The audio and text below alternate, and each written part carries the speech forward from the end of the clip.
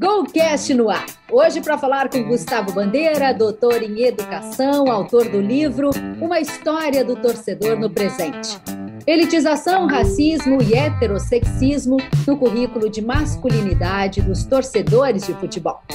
Eu sou a jornalista Eduarda Strebe, hoje toda colorida, com uma maquiagem diferente, para falar desse tema que eu acho super relevante. Está começando agora o GoCast, o podcast da GoManage, que fala de futebol de um jeito diferente.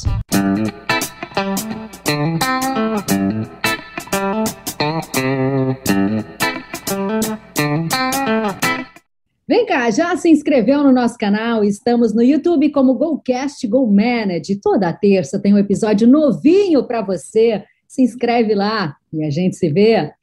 Hoje no GoCast comigo, o jornalista Norton Capel e a direção é de José Pedro Villa-Lobos. Deixa eu dar um alô para o Gustavo, tudo bem com você? Seja muito bem-vindo por aqui. Olá, boa tarde, boa noite, bom dia. As coisas de internet mudam muito o horário. É uma alegria, muito obrigado pelo convite. É uma responsabilidade também, porque o assunto é chato, é delicado, é sério, né? E estou vindo recomendado por um grande amigo do Observatório da Discriminação Racial, que aumenta a minha responsabilidade. Espero poder colaborar com vocês e vamos adiante, vamos bater esse papo, então. Vamos adiante, Gustavo. Bom, a gente teve um lindo exemplo nos Jogos Olímpicos, os últimos Jogos, que celebrou a diversidade numa cerimônia que emocionou a todos. E, recentemente, tivemos um caso aí envolvendo um jogador de vôlei que acabou sendo afastado do clube por acusações de homofobia. Afinal, estamos evoluindo ou temos muito ainda a melhorar, a entender esse novo mundo que vivemos e que precisamos mais respeito por todos nós? Sim, o mundo como um todo tem andado, o esporte dá passos com velocidades particulares, né? Hoje, é curioso isso, né? Mas eu vejo como absolutamente positiva a existência da homofobia no esporte. Alguém poderá dizer, não, mas não faz sentido, você está dizendo que, então, agora que existe homofobia é melhor, porque antes não existia, não seria melhor quando não existia? Na verdade, as práticas no esporte, e a gente está aqui há algum tempo já, né? Eu frequento estádio de futebol desde 1980 como torcedor, né? Pesquiso já há quase 15 anos, né? Também essas práticas do torcer, e a gente já vê que não são as atitudes que mudaram. Fazer piadinha com homossexual, chamar o adversário de bicha, de viado, e todos os outros adjetivos nessa mesma linha, já existia há muito tempo. Não sei se existiu um momento em que não existiram esses adjetivos nessas práticas esportivas. O que acontece agora é o reconhecimento dessa violência como violência. E isso é muito positivo, sim. Aquilo que não tem nome, a gente não pode enfrentar. A gente não tem como brigar com algo que não existe. Se a homofobia agora existe, a gente tem condições de fazer reivindicações às confederações, aos clubes, aos torcedores, e nesse caso específico do jogador de vôlei, que eu não vou dar mais mídia para ele do que ele já ganhou, então não vou citar o nome dele, cobrar os patrocinadores. Ao fim e ao cabo, o futebol de mulheres, por exemplo, durante tantos anos os patrocinadores diziam, não, futebol de mulheres não vende porque elas são muito masculinizadas, então elas deveriam se feminilizar. Se o marketing já quis exigir cabelo das jogadoras, das jornalistas, de todo mundo que está trabalhando, por que ele não pode exigir um bom comportamento, uma atitude mais inclusiva? Não é uma novidade. Pois é, o que me espanta ainda, eu concordo muito contigo, e acho que isso também se reflete no universo das mulheres, né, que você falou. Eu acho que hoje nós temos voz. Não é que mudou, somos menos preconceituosos, somos menos machistas. Não acho isso, uma opinião pessoal. Eu acho que hoje dá vergonha de falar ou de você ouvir isso e, de qualquer forma, a gente tem que se manifestar. Agora, o que me surpreendeu muito nesse caso específico que a gente está falando do jogador de vôlei é que ele tinha, por exemplo, no Instagram, 250 mil seguidores. De repente, ele passou a ter 800 mil seguidores. E hoje, antes do GoCast, eu fui ver quantos seguidores ele tinha, Gustavo. Ele está com 2 milhões e 700 mil seguidores. Como se explica isso? Olha, desculpe a intimidade, mas é que eu já convivo com você na televisão há tantos anos que eu me autorizei a te chamar de Duda sem ter Sem te dúvida. perguntado se era justo, né? Se estava no nosso acordo. Tá? Mas Tudo certo. que você não me conhece, mas eu já te conheço há muito tempo, né? Essa coisa da mídia tem isso também, né? Isso acaba provocando. Muito legal. Hoje eu vou dizer uma coisa que me toca muito, especialmente participando aqui com vocês, que é um programa que vai falar de esporte, mas que quer colocar outros temas que não sempre os mesmos repetidos de sempre, quer fazer uma discussão um pouco mais ampla.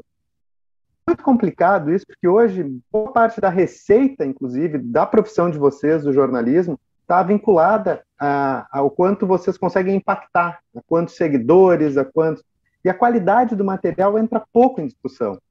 Então a polêmica tem sido um valor, tem sido uma coisa importante.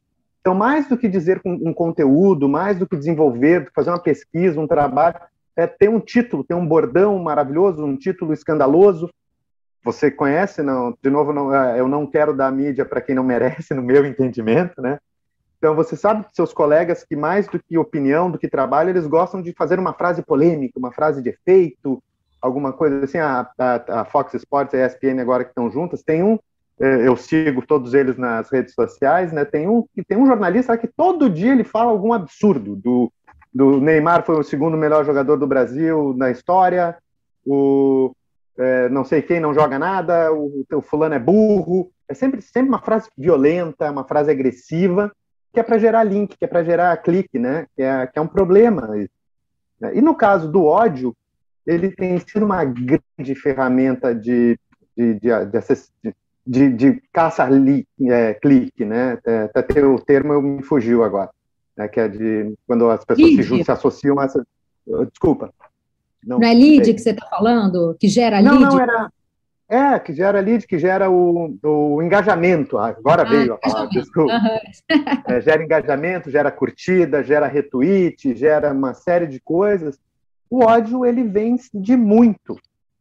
O ódio vem de demais. O ódio contra os negros, o ódio contra os homossexuais, o ódio contra as mulheres, o ódio contra as pessoas com alguma dificuldade de locomoção. Então, ele dá um engajamento muito forte.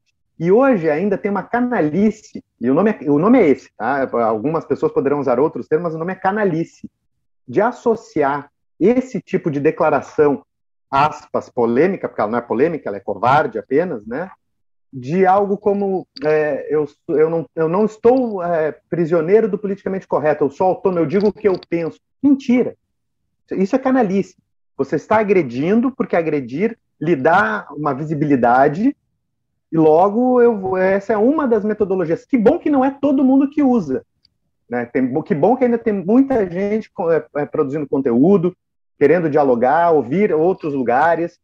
E não é só para me ouvir, eu quero que se ouçam todo mundo para ampliar, porque aí, ao fim e ao cabo, o jornalismo está dentro da comunicação social, né? Então tem um trabalho, tem um papel a cumprir, né? E as redes sociais acabam misturando tudo isso, e esses engajamentos do ódio, esses engajamentos, porque aí o sujeito se diz, não, eu falo o que eu penso, eu defendo as minhas ideias. Será mesmo? Será que essas tuas ideias são tão fortes assim? Qual é o medo, qual é o pavor que você tem de ter um personagem de uma história em quadrinhos que tem um namorado e uma namorada? Tá bem, ok. É isso mesmo que é importante? É essa discussão que a gente quer fazer? É essa preocupação que a gente tem na sociedade, numa sociedade igual a nossa, tão desigual, tão violenta, com tanta gente sendo agredida o tempo todo? É isso que nos importa? Que bom que não é isso que importa a todos, mas infelizmente o ódio ainda engaja. Sobre esse ponto aqui, Norton Capel, eu falo de Porto Alegre, se fala muito que jogador de futebol não se envolve em questões polêmicas, mas o Nonato do Fluminense, ele fez um post na página de Instagram dele em que ele fala sobre essa coisa, em que ele é muito claro nisso, em que ele se posiciona. E ouvindo a tua resposta anterior sobre essa questão de que agora a gente sabe onde está o problema, ele fez uma analogia ao racismo, que o racismo também, há um tempo atrás, ele era tratado como folclore no futebol. Ele era uma questão folclórica. Eu, enquanto jornalista, torcedor e frequentador de estádios, tinha um debate com colegas sobre essa questão que eu nunca admiti, o folclore em torno do racismo. E era um debate que eu perdi sempre. Mas, aos poucos, o racismo mudou. E hoje o racismo é combatido dentro do futebol. Talvez não chegamos lá no ponto ideal, mas ele é combatido. Então, essa questão da homossexualidade no futebol, ela também precisa ter isso que tu trouxe, que para mim foi muito forte. Que nós precisamos encontrar a questão. Não adianta não, onde está? Não, tem um problema. Então, atitudes como a do Nonato, me parece que elas precisam ser valorizadas. E aí que eu te pergunto, tu achas que caminhamos para essa questão de que essa questão do homossexualismo, na medida em que ela vá ser debatida, discutida, até polemizada como esse episódio, se consiga avançar tão fortemente? Às vezes eu sou meio bipolar nessas relações, porque eu gosto e um pouco eu preciso ser otimista, porque eu não gosto do mundo que a gente vive hoje, do mundo em que uma pessoa, porque ela é preta, ela tem 6 vezes chances maiores de levar um tiro do que eu, porque eu sou branco. Eu não quero que uma pessoa seja agredida com uma lâmpada na Avenida Paulista porque andando de mão com o seu namorado. Eu estou andando de mão com a minha esposa, não acontece nada. Então eu não gosto desse mundo que a gente preciso acreditar que coisas vão melhorar e a gente vai conseguir ter um mundo em que as pessoas possam andar do jeito que elas quiserem, com quem elas quiserem, né? Dando pinta ou não dando pinta, não tem problema nenhum, né? Mas ao mesmo tempo, eu já vi tantas coisas que têm acontecido ultimamente que eu achava que já não iriam acontecer mais, que já estavam fora do nosso contexto, né? Há algumas frases, alguns entendimentos de que mulheres valem menos, de que é justo que os negros tenham menor acesso à educação, ou de frases como a gente vê hoje de ministro de Estado que acha que educação de universidade, por exemplo, deve ser para uma pequena elite. Eu achei que eu não ia mais escutar isso, eu achei que a gente já tinha superado.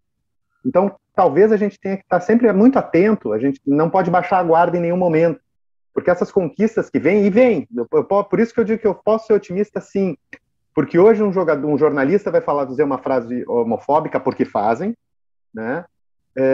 Ele vai estar constrangido por um policiamento sim do discurso, porque isso sempre existe o tempo todo, né? Mas ao mesmo tempo vai ir um pouquinho, daqui um pouco vai poder retroceder, então a gente não pode baixar a guarda, a gente tem que estar muito atento, tem que estar atento apontando, porque, mas aí vamos inverter a pergunta. O que você ganha com essa piada homofóbica, com essa manifestação homofóbica? O que você ganha quando você continua dizendo que mulheres são objetos nesse cenário desportivo?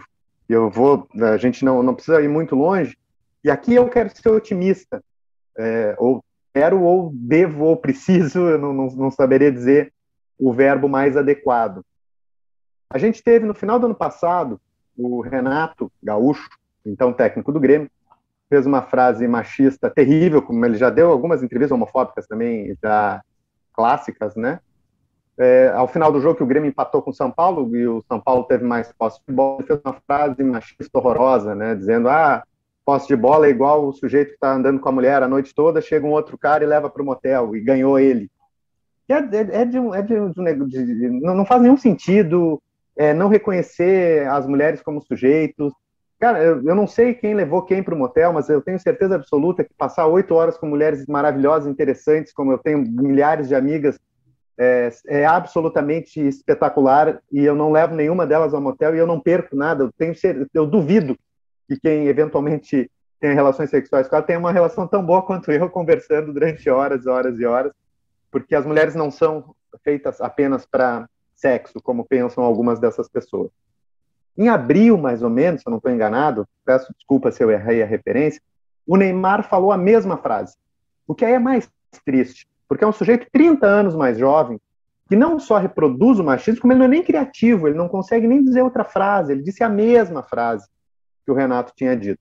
Só que aí, o próprio GE, por exemplo, fez uma repercussão muito forte, porque hoje tem muita jornalista. A Duda trabalhava sozinha na redação da RBS. Então, se ela fosse pautar isso, ficava fora de contexto, porque era só ela ali. Agora, no Sport TV, agora que fechou 30 anos, o número de comentaristas, mulheres, perto do que a gente tem historicamente, é pouco ainda, tá? É muito pouco. Mas é muito mais significativo. E quando a gente diversifica os espaços, outras pautas aparecem, outras demandas. Como você falou, Norton, daqui um pouco, se você tivesse mais jornalista negro cobrindo o futebol do Rio Grande do Sul, por exemplo, talvez eles já tivessem batido o pé mais forte, mais cedo, de que dizer macaco no estádio de futebol como a torcida do Grêmio, torcida que eu me vinculo, eu sou gremista, ninguém tem culpa, tá? Não precisam ficar se solidarizar comigo, porque essas coisas acontecem. Né? É momento, já fui muito feliz, hoje não estou muito, mas isso não importa, tá? Mas se você tem mais jornalista negro, não ia deixar a torcida do Grêmio gritar macaco todos os jogos e não acontecerá absolutamente nada, porque não acontece absolutamente nada. Tá? Então, por isso diversificar é importante. Quando a gente fala de diversidade importante, é isso. Eu quero que, daqui um pouco eu estou fazendo... obviamente, eu faço piada machista, está dentro do meu corpo, eu luto todos os dias para não fazer uma frase machista, porque elas estão todas tão dentro do meu corpo, que se eu não pensar, elas saem. Mas eu quero ser constrangido pelas mulheres, porque elas me digam, você não pode dizer isso. Isso está errado, isso não é bacana. Você pode usar uma linguagem mais inclusiva. Não há motivo para a gente insistir nessas violências. Gustavo, tu sabe que tu tá falando e tá passando um filme na minha cabeça aqui que eu tô quase emocionada, tá? Porque é muito isso, a gente aprende a sofrer calada, porque a gente é uma na multidão, é o que você tá falando, né? Precisa ter mais gente, mais voz. E eu tô falando enquanto mulher que sofreu todo tipo de preconceito e machismo e tudo mais que o universo do futebol nos proporciona. Mas hoje são mais mulheres, a gente tem mais voz, assim como a gente fala da questão do racismo, que é inadmissível.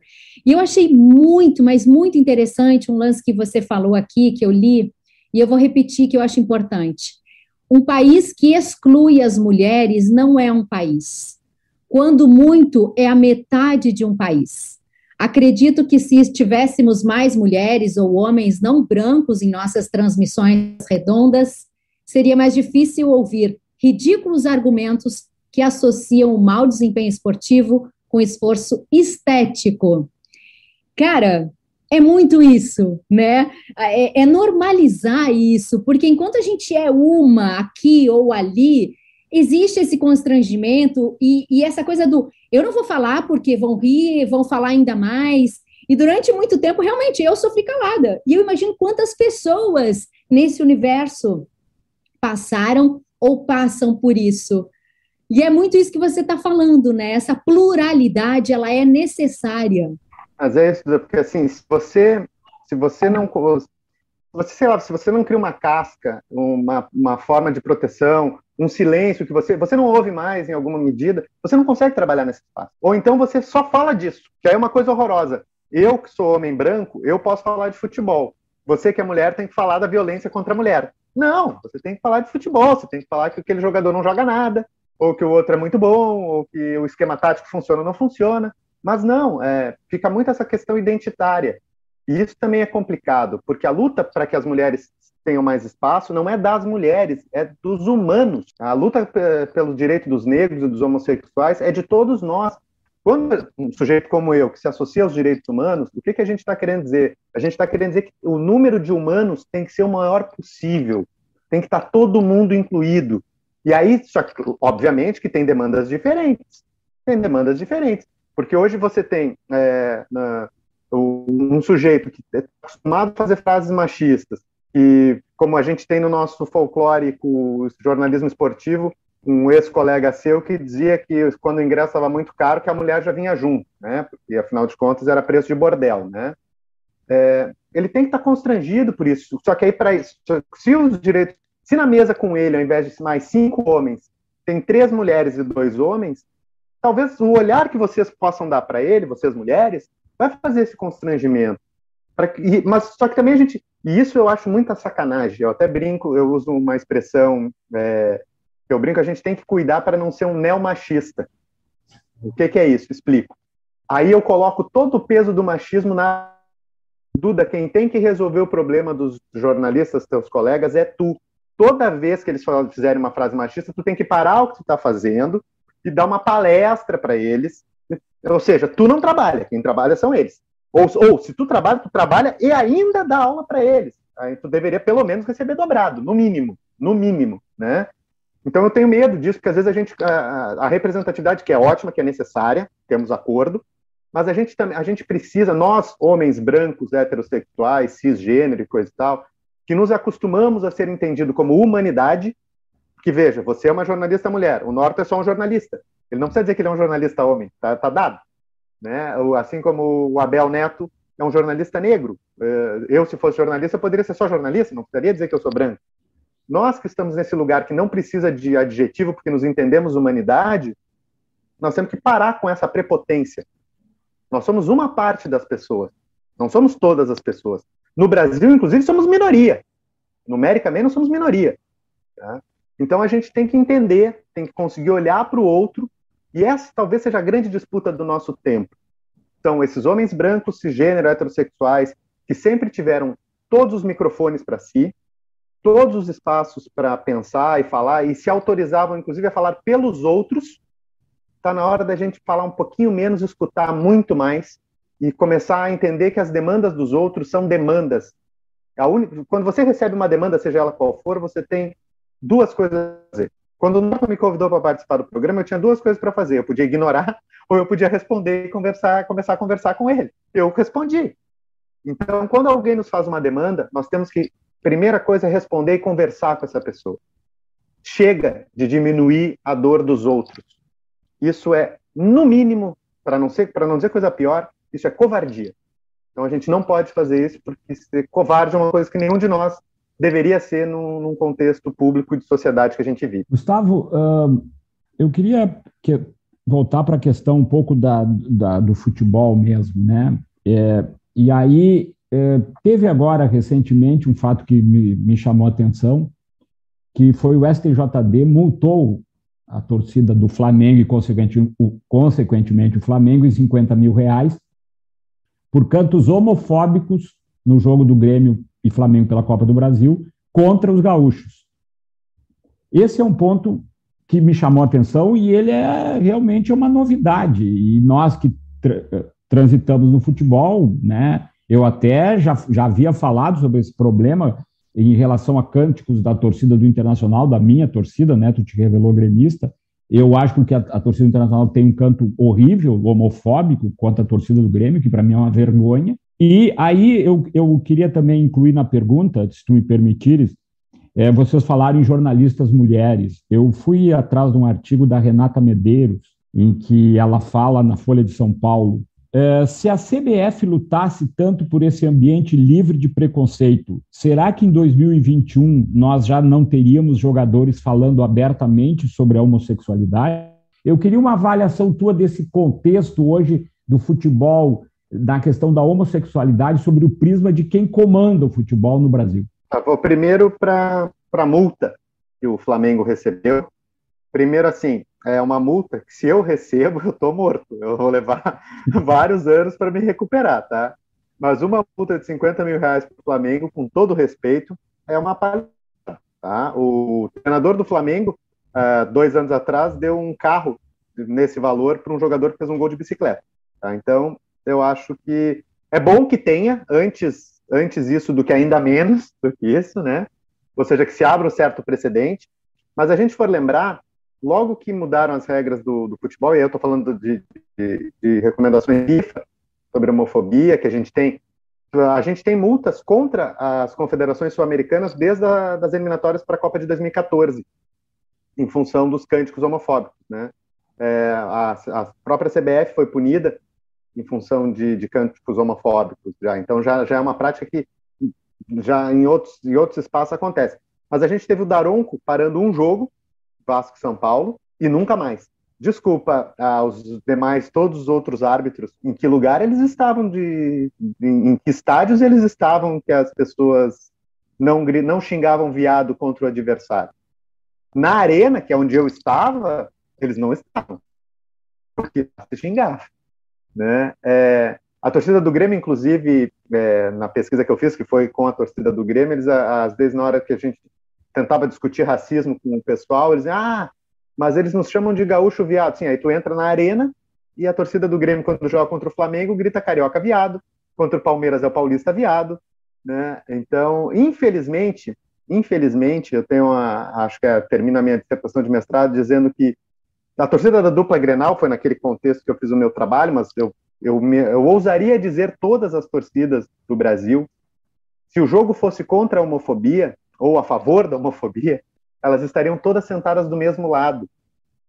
Eu quero essas multas propagadas, porque esses gritos que a torcida do Flamengo fez, o que aconteceu dessa vez, tem a gravação do áudio e tem um coletivo, que é o Canarinhos LGBT, se eu não estou enganado, que fez a denúncia. Mas se você ligar o microfone, você vai ter isso em todos os jogos. Todos os jogos. Né? Então é positivo, por um lado, sim, que tenha um primeiro movimento, mesmo que tímido, mas a gente não está aqui para tocar pedra em quem faz as coisas, a gente está aqui para reclamar de quem não faz, né? O que é a nossa... Vamos estabelecer o seguinte, tá? Eu adoro futebol, sou torcedor de futebol doente, né? De estádio, na verdade. Quando o jogo não é no estádio, eu tenho outra relação com ele, mas no estádio eu acho maravilhoso, adoro, né?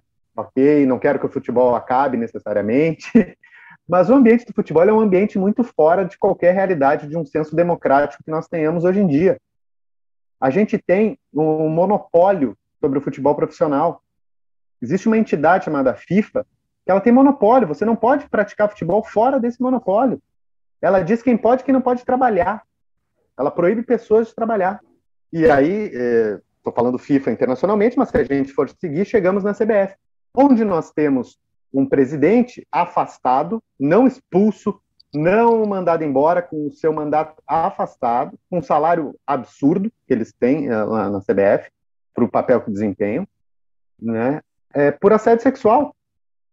E não aconteceu nada com ele. Tem um probleminha ou outro. Mas ele dá entrevista como presidente licenciado, como presidente afastado da CBF. Não aconteceu nada. Né? E, obviamente, que no universo de atletas profissionais, assim como no universo de jornalistas, assim como no universo dos torcedores, existem muitos homossexuais. Há uma métrica mais ou menos mal feita, assim, para não... muito na ordem, mas que geralmente dá uma satisfação para um diálogo mais rápido, que 10% da população seja homossexual. A gente pode tomar isso mais ou menos como base. Em alguns ambientes teremos mais, em outros ambientes teremos menos. No futebol de mulheres, por exemplo, temos bastante. E as mulheres ali não têm medo de mostrar os seus relacionamentos. Hoje, demorou. A Marta teve relacionamentos um pouco mais baixo dos panos durante uns 10 anos. Né? Agora, ela já tem um relacionamento público. As jogadoras já estão conseguindo fazer esse espaço, essa luta. Mas acho que no vôlei feminino também é mais... Também. É que assim, o vôlei tem essa particularidade, tá? Porque o vôlei é um esporte, é muito interessante, o vôlei, vocês podem pegar muitas pesquisas sobre vôlei, tá? Mas depois eu vou voltar no futebol, porque o Norton pediu para nós falar de futebol. Não, aqui eu não comando a pauta, já comandei muito, aqui eu sou apenas um perguntador e ela tem que seguir na onda do entrevistado, que está muito boa.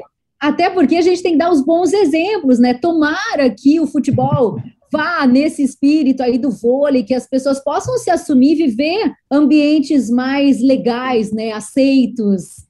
O vôlei é muito natural, isso. Mais ou menos.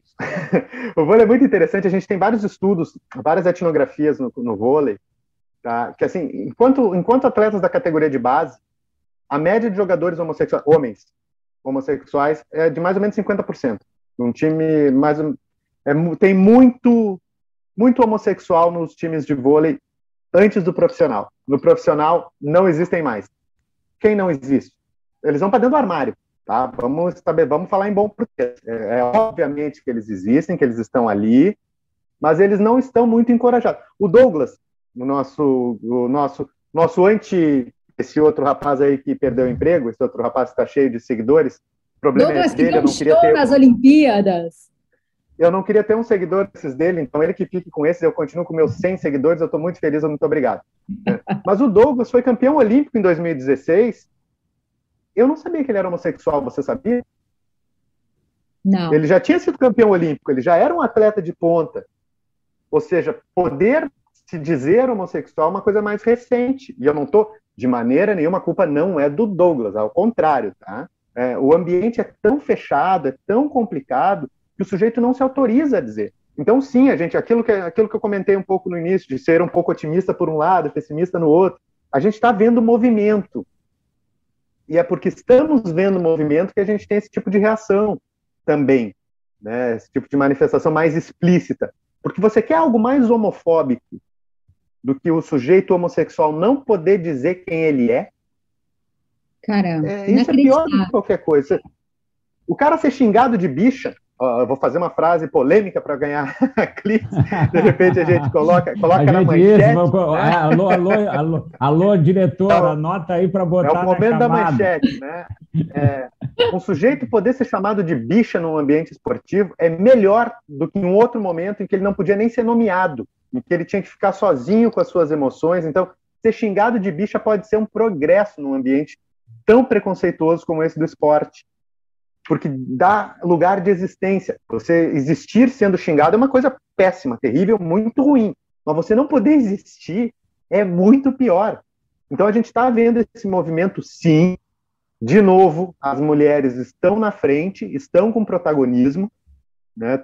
É porque é tanta luta que um pouco chega uma hora que eu acho que cansa também. Eu não vou mais agora, eu já tenho que brigar tanto para estar aqui, agora ainda vou ter que dizer que eu sou casado com um homem, que isso vai ser bom patrocinador. Azar de vocês. Me dá essa sensação, né? Então um pouco pode ser desenhado nisso daí. Mas assim, eu usei os dados do vôlei, mas no futebol também tem muitas relações entre os jogadores nas categorias de base. A gente, inclusive, tem uma série de acusações muito graves de violência contra os meninos, né, que tem que ser... às vezes são sequestrados quase da sua família, que são do Rio Grande do Norte, vêm trabalhar aqui no Grêmio, no Inter, e passam, às vezes, em qualquer clube, né? Até é ruim a gente diz o nome, porque não, qualquer clube isso acontece, infelizmente, muitos clubes isso acontece, não em todos, graças a Deus, né? Então a gente tem que tentar olhar para isso que é uma recorrência. E eu tenho certeza que na prática do futebol profissional também acontece, mas esse grito homofóbico, existe um mecanismo, tá? Que a gente joga na América do Sul como um todo, tá? Práticas sexuais e identidades sexuais não são a mesma coisa. Ou seja, o que eu quero dizer com isso? O sujeito pode sim praticar sexo com pessoas do mesmo sexo, mas ele não se entende homossexual. Isso acontece. Existem várias profissões que isso é recorrente, né? Por exemplo, caminhoneiros.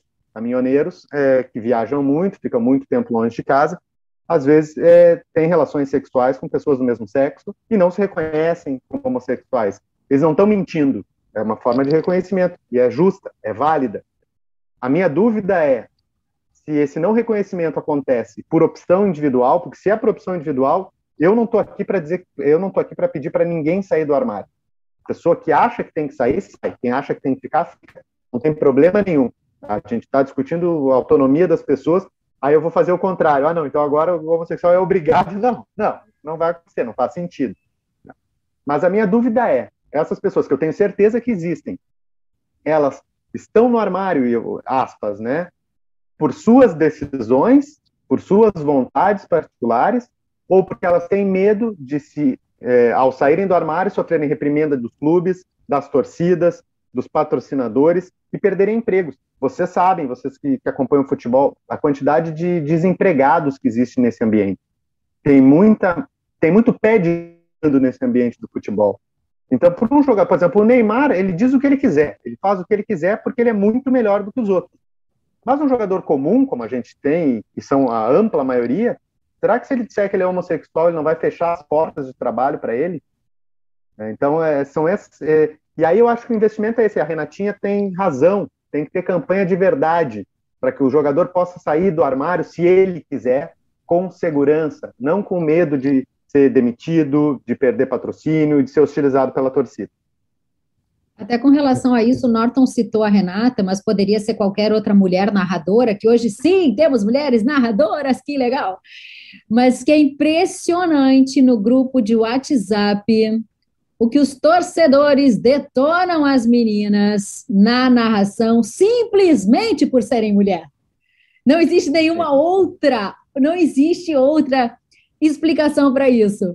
Porque a gente sabe, narradores, é difícil narrar o jogo, às vezes se engana e tal. Mas a mulher não pode errar, é impressionante. Até pé frio chamam as mulheres, fiquei sabendo agora. Não, ela não dá para narrar porque ela é pé frio. Cara, até isso tem. Eu disse, não é possível, gente, conseguimos algo tão legal de ver uma mulher narradora e agora tem esse ranço ainda. Tem muita gente muito desocupada no nosso universo também, né? Porque tem gente que fica marcando as mulheres que estão trabalhando para procurar um erro delas, para dizer, ó, tá vendo como elas não podem trabalhar aqui, não sei o quê. Os caras falam qualquer absurdo, qualquer bobagem.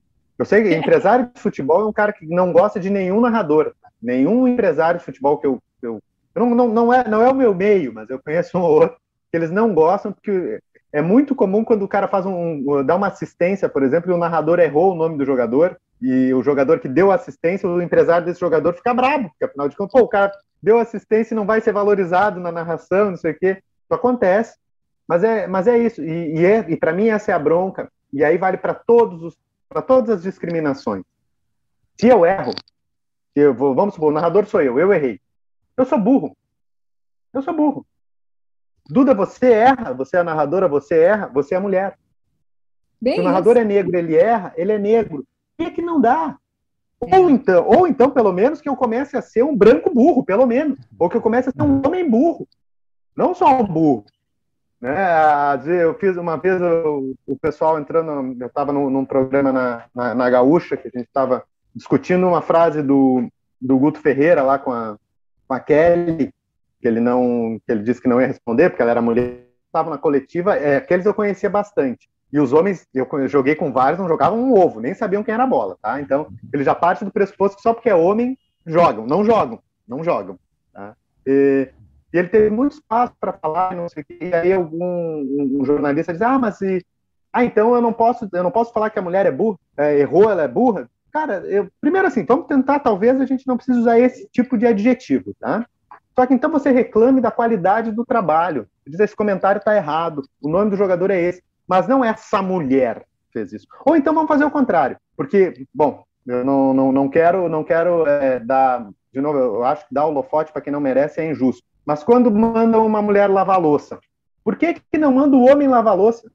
Para lavar louça você precisa de outras técnicas do que o seu órgão genital, reprodutor, o que quer que seja. Tá? Não é necessário. Eu posso. Esse eu vou dar como lugar de fala, porque eu lavo a louça aqui na minha casa todos os dias. Inclusive, foi um contrato com a minha esposa que ela não lava a louça de jeito nenhum. Tá? Dá para fazer, viu, gente? E, sinceramente, eu não tive. Minha testosterona não diminuiu, a minha barba não caiu, né? Dá para lavar a louça, viu? É possível. Vão com fé que vocês conseguem. E a cozinha é legal, gente. Se a gente quiser ir para lá, é muito legal. Mas se a gente quiser ir, se a gente não quiser, a gente não precisa ir, não. E não tem que explicar, Duda. Vai quem quer, onde quer e tá tudo certo. Fala, querido.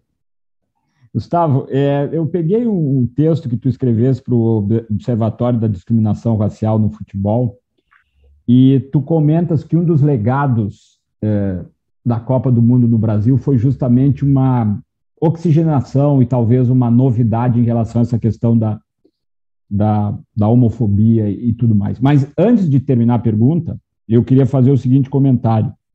Esse jogador australiano, o Joshua Cavallo, não sei se é essa a pronúncia, Cavallo, enfim, ele disse recentemente e até também é uma matéria que está no Observatório, que ele se sente com medo de ir jogar a Copa do Catar. Nós sabemos as características do Catar, a questão da religião e tudo mais, de como é crime o homossexualismo nos países muçulmanos e no Catar, no caso. Mas e aí tu tinha feito uma referência à FIFA. E como pode haver essa contradição? Como pode, como tu colocas esse universo da FIFA que numa Copa do Brasil aqui, uma Copa do Mundo no Brasil, ela cria um ambiente favorável e realmente a Copa do Mundo do Brasil foi o ambiente, é um ambiente totalmente, né? O primeiro jogador que assume publicamente a sua homossexualidade diz que está com medo de jogar a próxima Copa do Mundo. Como é essa contradição?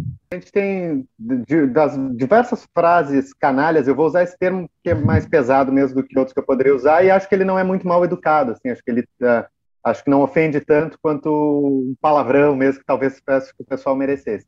Mas uma frase canalha muito recorrente no futebol, nos esportes em geral, mas no futebol em específico, é que futebol e política não se misturam. Isso é de uma mentira, é de um absurdo, é de uma canalice sem tamanho.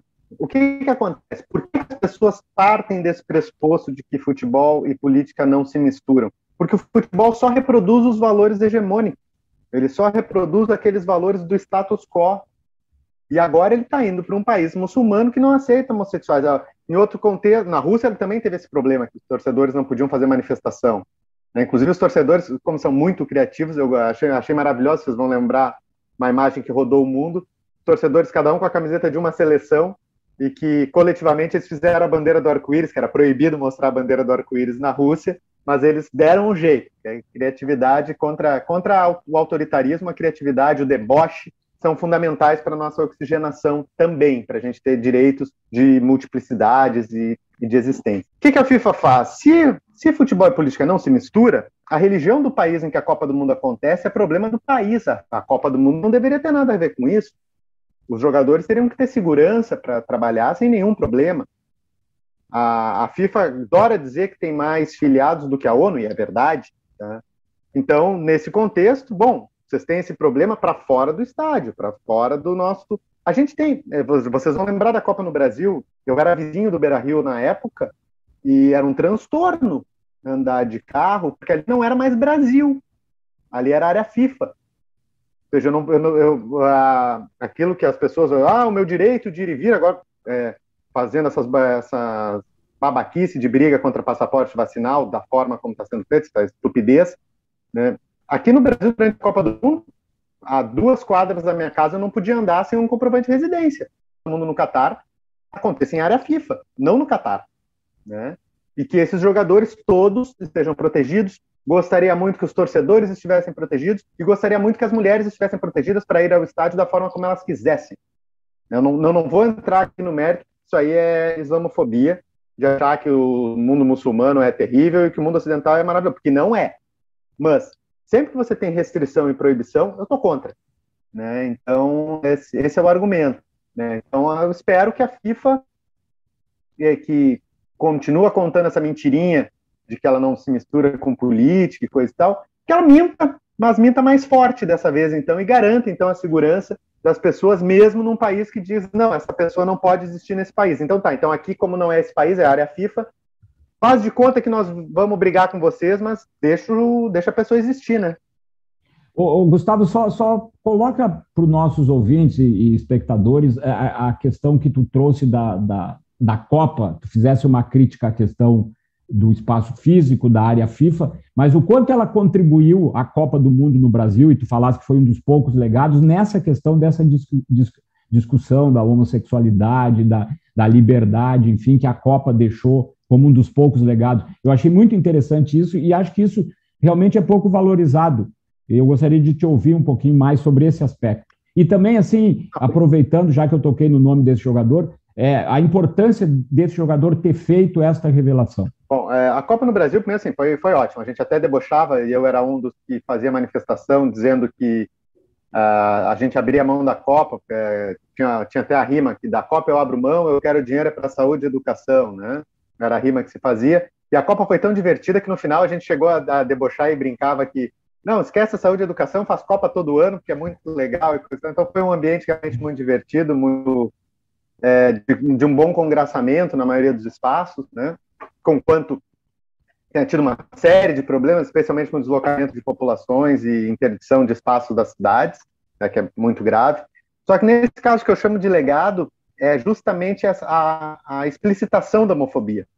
Não tem ali, eu não vejo a Copa do Mundo como um espaço de combate, mas vejo a partir da explicitação em função da torcida do México, com aquela manifestação ridícula, de gritar, ele, no caso a torcida do México estava puto no tiro de meta, e que é um dos momentos mais tediosos de um jogo de futebol, um tiro de meta.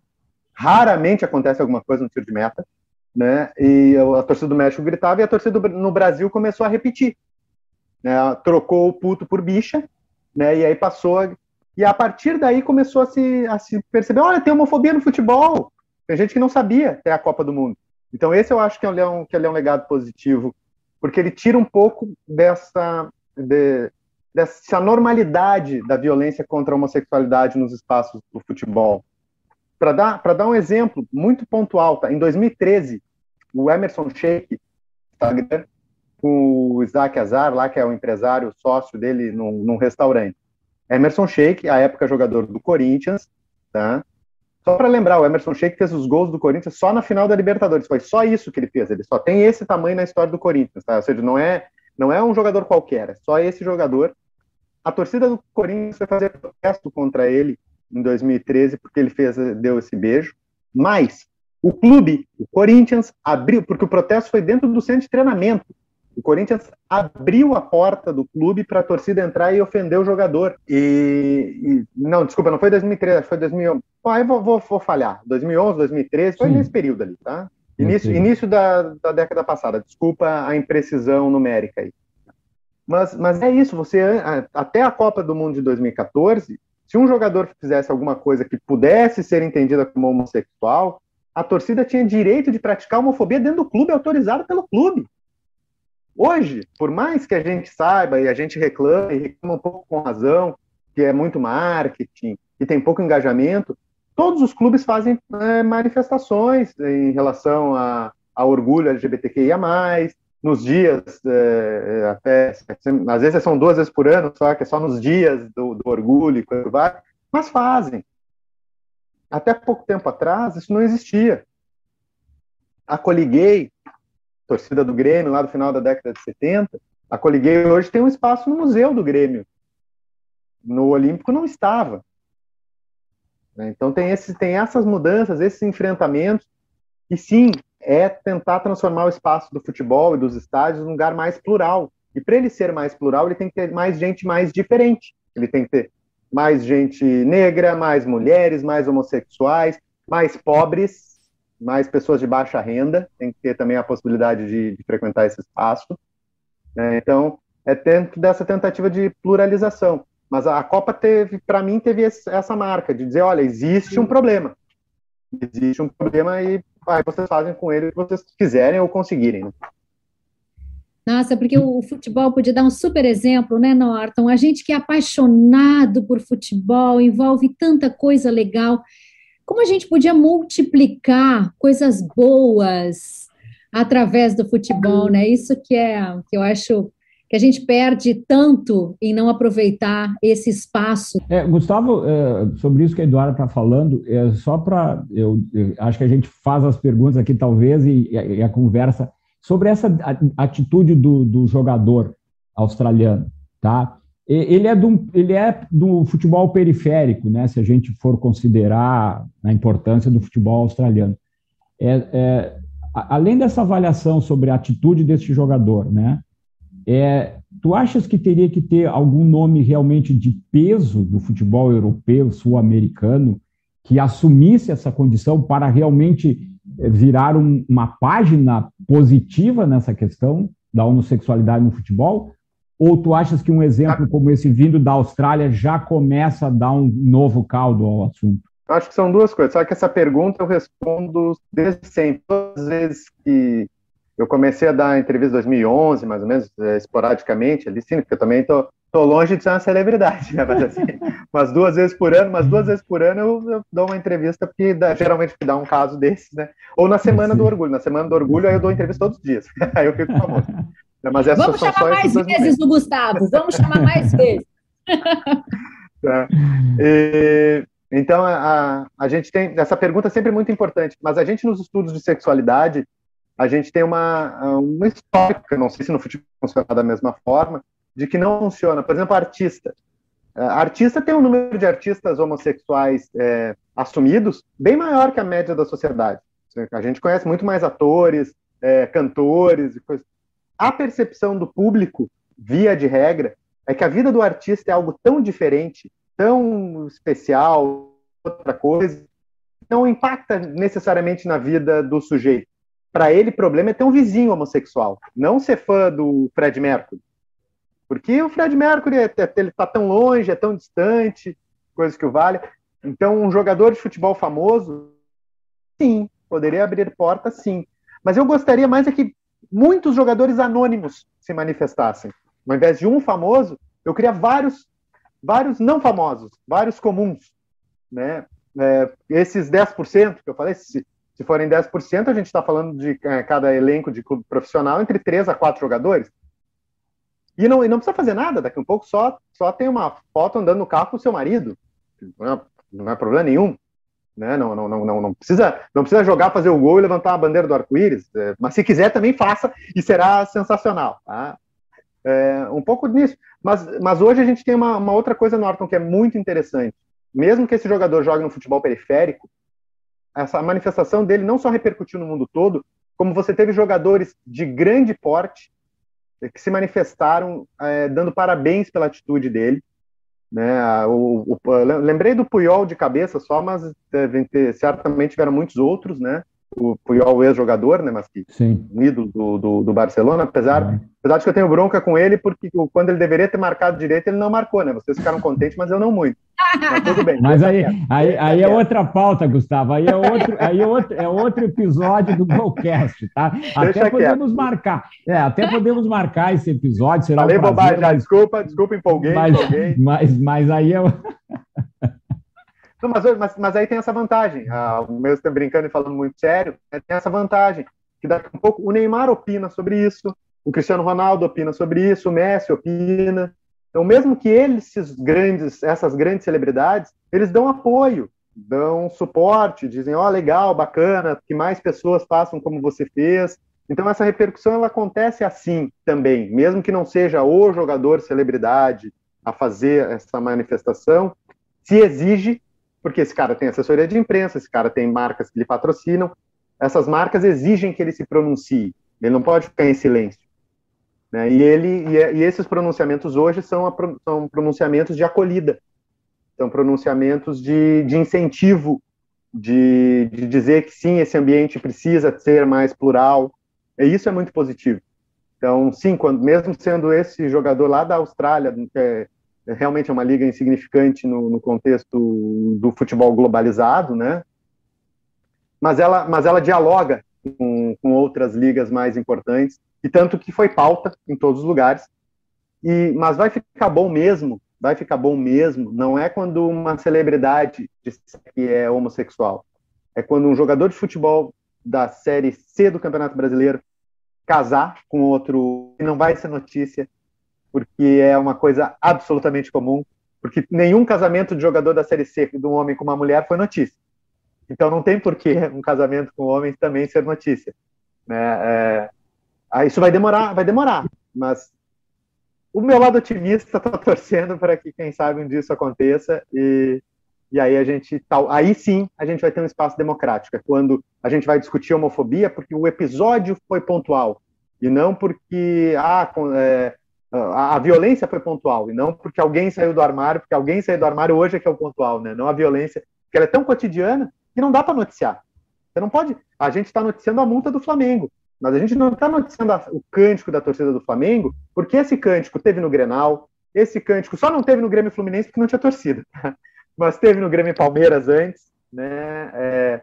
Teve na rodada de hoje, provavelmente agora tem Flamengo e Bahia, vai acontecer no próximo jogo. Né? Então isso não é notícia. Tomara que volte a ser notícia num futuro, porque as torcidas não cantam mais esse tipo de provocação, e tem tanta provocação para fazer no campo do esporte dá para fazer provocação. A torcida do Inter, ao invés de chamar o torcedor do Grêmio de puto, pode lembrar que o Grêmio já foi rebaixado 2 vezes e provavelmente será uma terceira. A torcida do Grêmio pode falar do Mazembe, tem a ver com jogo de futebol, não precisa chamar ninguém de macaco, porque o que nós estamos jogando ali é futebol, é o esporte. Então vamos usar as piadas do futebol e do esporte. Tem um monte.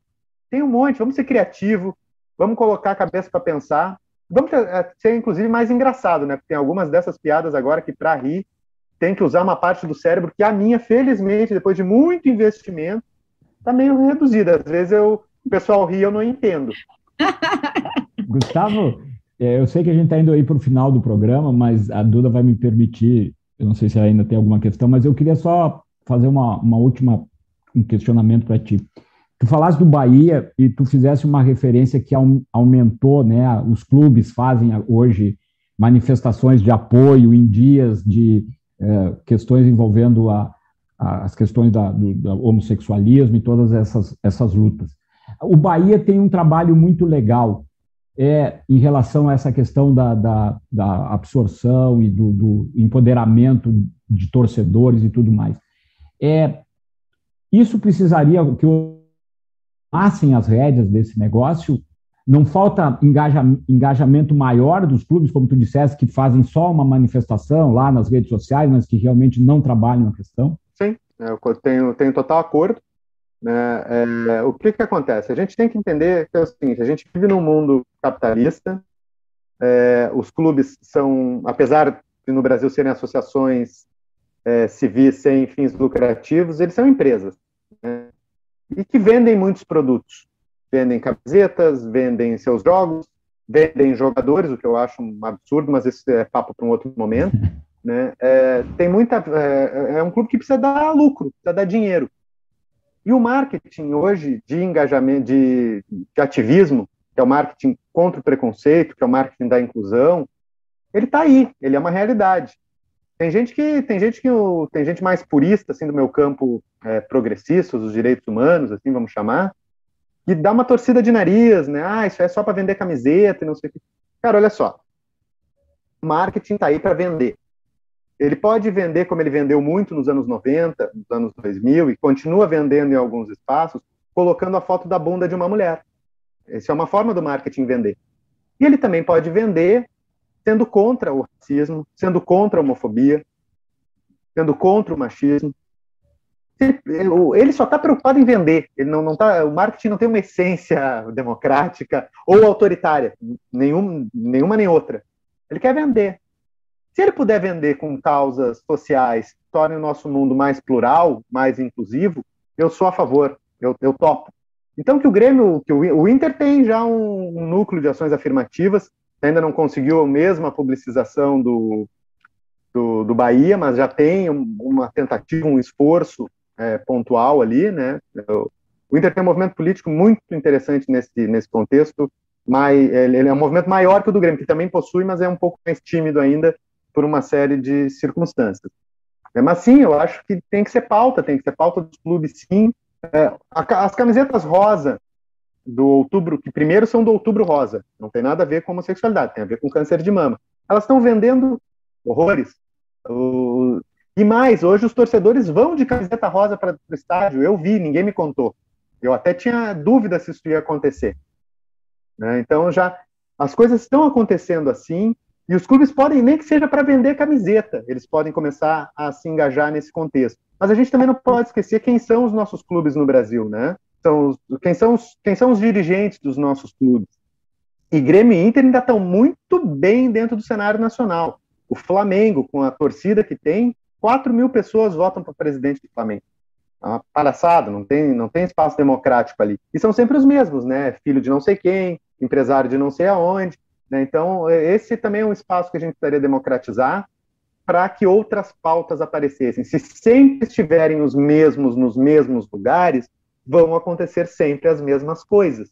Por isso, esse esforço, esse desejo em lugares de decisão, em lugares de discussão, em ambientes para colocar outras ideias na roda.